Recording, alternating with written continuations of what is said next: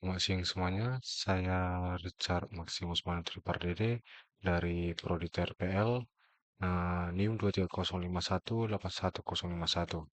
Di sini saya akan menjelaskan tentang kegunaan AI dalam sektor-sektor tertentu seperti pertanian, kesehatan, otomotif, dan lain-lainnya. Nah, sebelumnya saya akan menjelaskan tentang sektor kesehatan terlebih dahulu. Untuk video lebih lanjut, akan saya tampilkan.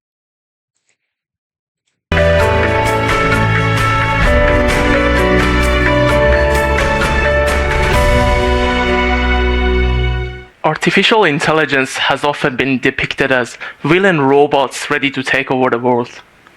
But I'm here to tell you that AI can actually save lives and improve healthcare for millions of patients around the world.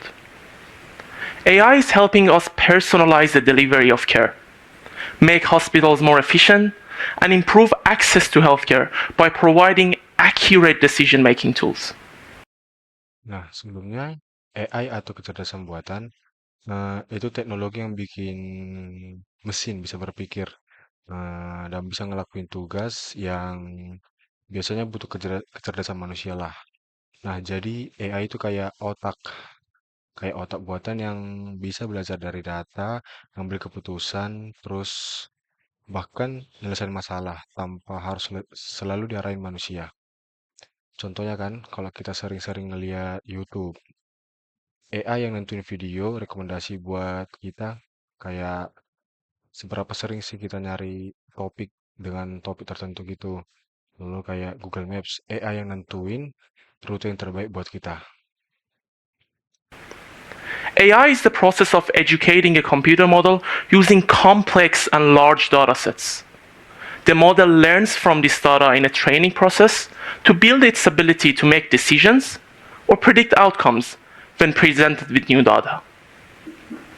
We are talking about having access to a computer model that knows, based on the experience of thousands of other patients, whether a treatment is likely to work and what works best for that patient based on their individual conditions.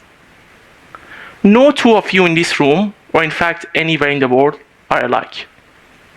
But AI models are helping our doctors learn from patients with similar conditions or even similar genetic information and make highly informed decisions about their diagnosis and their treatment options. I want to talk about how we are starting to use AI for delivering care to cancer patients. Cancer diagnosis can be immensely complicated, both for the doctors in making decisions about diagnosing a primary or secondary cancer, as well as for the patients in understanding the risks and success rates of the treatment options. Nah, pada video tadi juga dijelaskan kalau AI itu ada dalam pengelolaan data medis. Rumah sakit biasanya punya ribuan, bahkan jutaan lah data pasien yang harus dikelola. Nah, kecerdasan buatan atau AI bisa membantu mengorganisir data itu, memprediksi kemungkinan penyakit berdasarkan riwayat kesehatan. Bahkan ngasih rekomendasi pengobatan berdasarkan data pasien lain yang punya kondisi serupa seperti kanker tadi. Nah, ini bikin dokter bisa ambil keputusan lebih cepat dan lebih akurat. But we are developing AI models that can help streamline this process by taking information from a number of sources. This involves feeding an AI model data from the patient's blood tests, X-ray images of the suspected lesions, as well as genetic information from a tissue biopsy. The trained AI model can rapidly consolidate this information and provide highly accurate predictions of the patient's diagnosis, treatment options most likely to succeed, as well as the prognosis. Let's talk about Peter, who is a cancer patient. He's gone through comprehensive clinical assessment, imaging, and various other diagnostic workups. But not even the best doctors in town can tell him where his cancer primary site is. Meaning he can't get a treatment specific for his cancer, and his chances of surviving another 5 years is less than 10%. Nah, di sektor kesehatan, AI udah jadi alat yang super canggih buat ngebantu dokter kan. Selain ngebantu dokter juga, AI juga bisa membantu perawat dan tenaga medis lainnya. Salah satu penggunaan utama AI adalah dalam diagnosa penyakit. Misalnya, yang disebutkan dalam video tadi, si Peter kena penyakit kanker. Nah, dokter-dokter lainnya belum tahu spesifik kanker apa yang dialami si Peter tersebut. Tapi AI bisa menganalisis gambar medis kanker apa sih yang dialami si Peter itu. Lalu AI bisa menganalisis gambar medis seperti röntgen, MRI, atau CT scan buat mendeteksi kanker atau penyakit lainnya dengan akurasi yang lebih tinggi.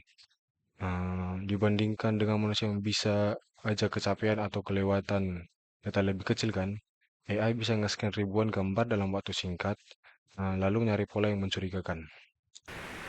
But our team right here in Brisbane has developed a tool using AI and patients' genetic information that can accurately identify the cancer primary site of Peter and empower doctors to give Peter a treatment that we know is going to work for him.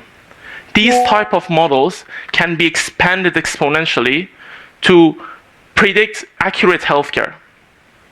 This means using an AI model to understand whether a certain population is more susceptible to a certain disease and whether they would respond more favorably to certain healthcare interventions.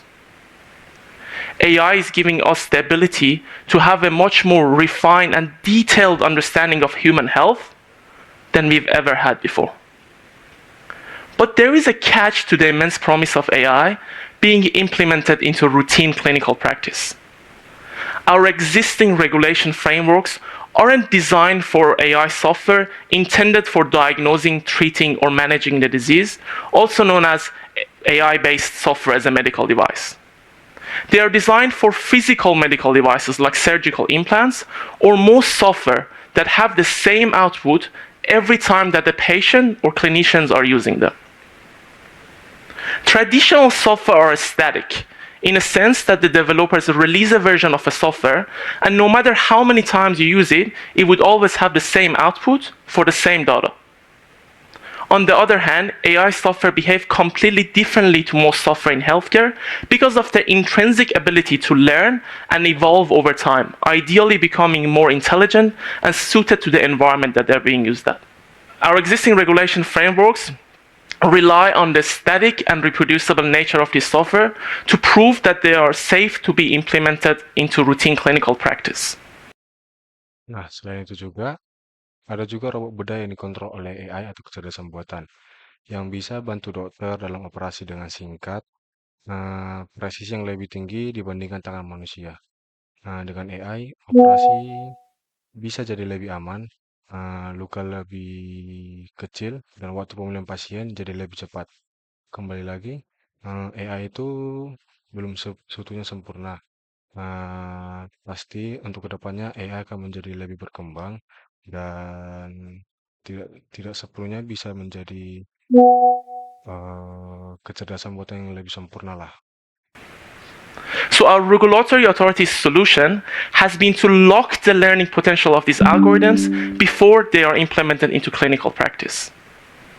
This means that the model can no longer learn from its environment and new data, which limits its potential to improve its functionality or its accuracy.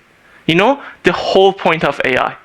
And at times, this can even be harmful for the patients because the AI model is no longer trained on the most up-to-date data and can potentially lead to a wrong diagnosis.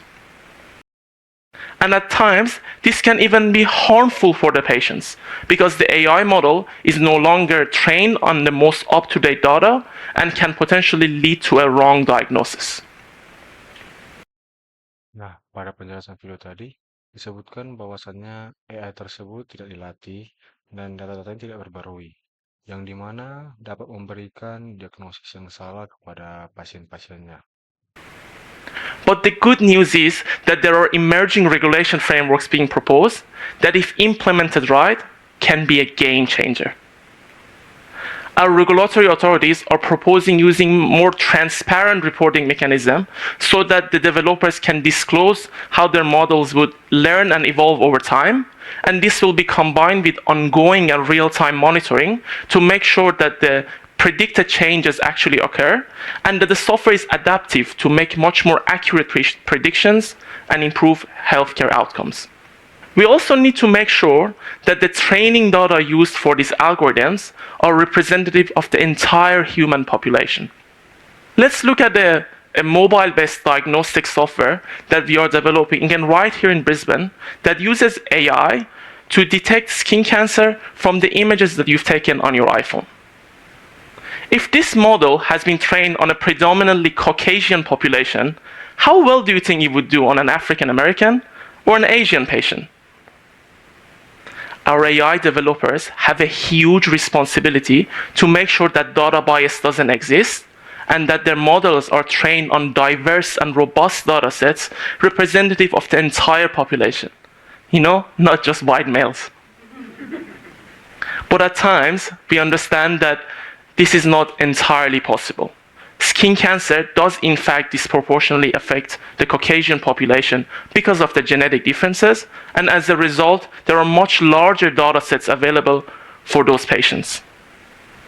But this means that we need to build in a functionality in our AI models that for low confidence results for an Asian patient, for example, the model is capable of saying, I don't know, or that this is my best guess based on a skewed training population. But unfortunately, this functionality doesn't exist yet, and it's urgently needed to be mandated by our regulators. To successfully implement AI in healthcare, we need to establish new regulatory frameworks in consultation with AI developers, healthcare practitioners, policy advisors, as well as the patients themselves to bring the best out of AI. Improved regulatory frameworks can make sure that diverse and robust tools are developed that are compliant and adaptive and can serve the whole population equally.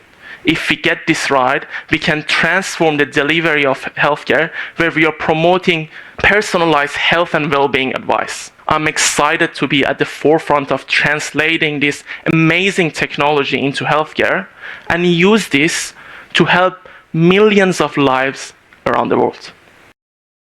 Nah, kembali lagi, penggunaan AI ini harus selalu dikembangkan terutama pada sektor kesehatan, agar dapat memberikan yang terbaik bantuan kepada dokter dan tenaga medis lainnya, dan dapat membantu untuk mempermudah penyembuhan pada jutaan nyawa yang ada di seluruh dunia.